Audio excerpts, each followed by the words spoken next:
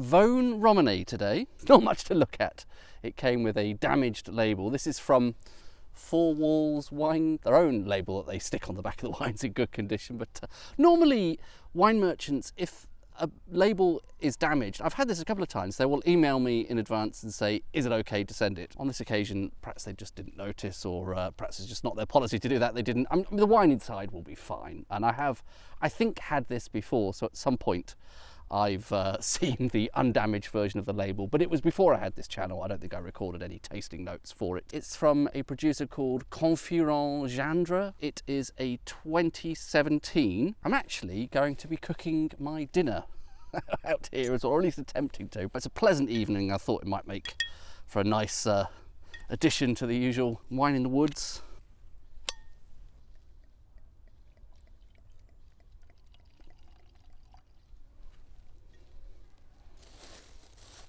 Darkish colour, not mistaken, that's ever so slightly browning as well, just a tiny bit. So on the nose, I get a slight sense that this is getting on a bit. When I previously had this, it might have been 2 years ago now, same vintage, same producer, Vosne Romanée. I think I remember more sort of fruit and floral notes and all a bit fresher on the nose. This is, I think, starting to go a little bit tertiary already. Only 2017, it's only 7 years just. Perhaps it needs a bit of time to open. I might actually give that a moment to air before I dive in and start to make any tasting notes that I will probably then have to correct. Talk you through tonight's dinner. Very compact cook setup. Everything I need to cook with, minus the actual ingredients, is there. I have a little frying pan, that's the windshield, gas canister, the little support for the gas canister, and the actual stove and the piezo lighter are in there. It's all very compact. So, you know, I've actually just brought a sort of like a shopping bag. I haven't even brought a backpack today. Probably see my shoes in shot there as well. Haven't even brought walking boots today. Pretty simple affair today. Fake steak and some potatoes and some cavolo nero. I've done a little bit of the preparation work at home just to make everything easier. This is a brand called Juicy Marbles. Ridiculous sounding name of fake steak. I doubt any of you are interested in this. It looks at least reasonably convincing, doesn't it? Sort of pink. It recommends that you let it rest and everything. I don't know if that's just performative. So it suggests that you salt it a bit. What is that annoying Salt Bay guy? Did a bit of salting at home, and that's been sitting in a box for however long it's taken me to walk here, half an hour or so. To go with that, again, mostly pre-prepared at home. Some potatoes in wild garlic butter. Thought that sounded nice. And then finally, because I thought I'm gonna have to have some greenery to go with all of that, some cavolo nero that I've already done for a bit in the microwave, and all I need to do now is just warm it through a bit. Bit of oil. Theoretically, in that goes. Have some mixed peppercorns in this little jar here. I'm going to give that a very liberal sprinkle. 8 minutes apparently they need. My fake steak is sizzling away now. Perhaps I ought to return to this wine. It's had, I don't know, 5 minutes or so to air while I've been messing around. The nose has improved a bit now, so there was an initial sort of earthiness to it, and that seemed to be overwhelming any of the fruit, but that's kind of softened a bit now with just a bit of air and a bit of swilling around, I suppose, almost like cherry jam or cherries that have been cooked somehow, a sort of cherry sauce. It's certainly not vibrant and fresh now. But then beyond that, there is a little bit of floral fragrance. Maybe need to flip that over. It does very much seem to want to stick on the bottom. Seared on one side there. I doubt any of you are convinced for a moment, are you? That doesn't look too bad. It's not stuck too badly. Might pepper the other side of those fake steaks. That's a nice scene, isn't it? Let's get on with this wine. Not like fresh cherry, so perhaps maraschino cherries, cherries in jars, you know, some sort of version of cherry that isn't bright and fresh. So this is definitely aged a little bit. I feel like I get a hint of black pepper, but that could just be my dinner. And something floral in there. I'm going to err on the side of violet, not exactly sure. Nice concentration on the palate. A little bit tannic to begin with, actually. There, I feel again I'm getting something slightly peppery. And this is possibly good news for something that is going to be a food wine. I'm going to be having this with some fake steak. Tannin is usually a good thing to help wine work with food and not get lost. Give it a bit of grip, I think, is something wine people talk about. Definitely more tannic than I remember. But there's more sort of cherry-like fruit there.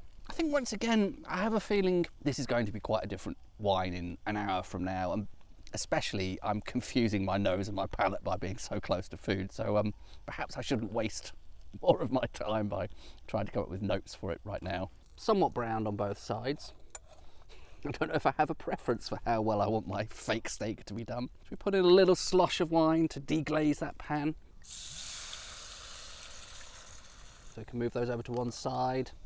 And I think I'll put some potatoes in now. I don't know if I'll quite fit all of those in the pan, but let's see how we get on. Yeah, might have to keep some of those back. I do want that butter. Look at that. Might as well put in this Cavolo Nero now as well. Get that warming through. That's basically it really. Just let that cook for as long as I feel like letting it cook. Doesn't that look appealing? Maybe, apart from the fake steak, you're thinking. Should we give this a taste? Perhaps a little bit of the Cavolo Nero first. I love this stuff. It's my my favourite brassica, my favourite green vegetable, leafy green, cabbage family vegetable. It's got sort of umami to it. It's got a more sort of savoury flavour than your average cabbage, and it has soaked up a little bit of the flavour of the wine, the pepper, the wild garlic butter. Should we try potato? Pretty good. Okay, the moment none of you have been waiting for. What is this fake steak like? I mean, hopefully you can see it's sort of slightly fibrous, got a bit of texture to it. It's got a pinkish colour, nicely browned on the outside. And I think that's pretty nice. Got a good texture to it. Nice bit of umami, a little bit fatty, as you would hope, any kind of pretend meat to be. One of the things I like about this is that it doesn't actually come packed full of salt. A lot of fake meat is already pretty salty to begin with, whereas this one, you sort of add the salt yourself at your leisure, so you can put as much or as little as you want, which is great. Almost slightly mushroomy. It reminds me of a mushroom. I can't think which one.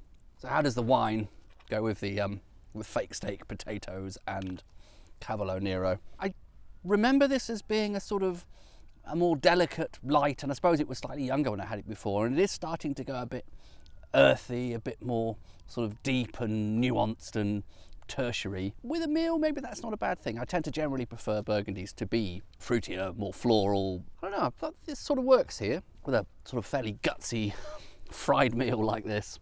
Perhaps a more delicate version of that wine would get a bit lost, but the kind of grippier, more tannic, more earthy version, maybe that's a good thing.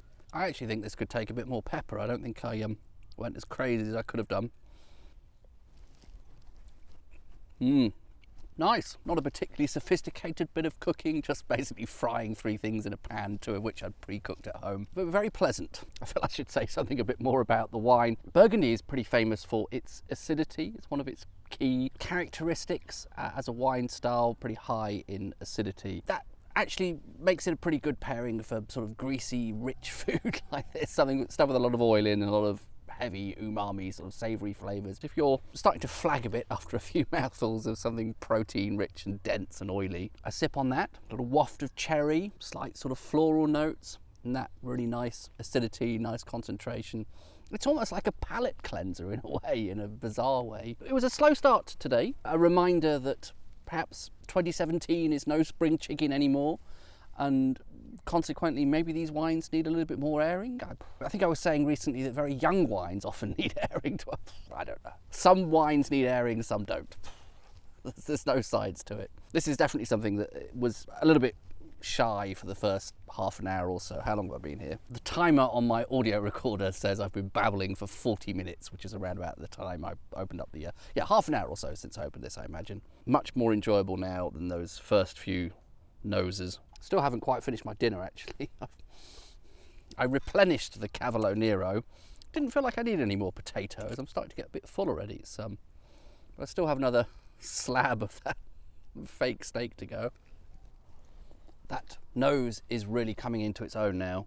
I really wish I had a wider vocabulary to describe all the different nuances of cherry-like aromas, but this is a sort of cherry liqueur. There is almost something slightly reminiscent of, was there a chocolate that was sort of cherry shaped and had a kind of liqueur cherries, chocolates? Was that a thing? Chocolatey casing, but then a kind of boozy liqueur inner. It's almost like that now. That is kind of lovely, to be honest. It's not confected, it's not artificial. I feel like there is a hint of chocolate. Wow, something I've never found in a Burgundy before. Perhaps my mind is playing tricks on me. Perhaps I've been confused by the fake steak and the peppercorns. And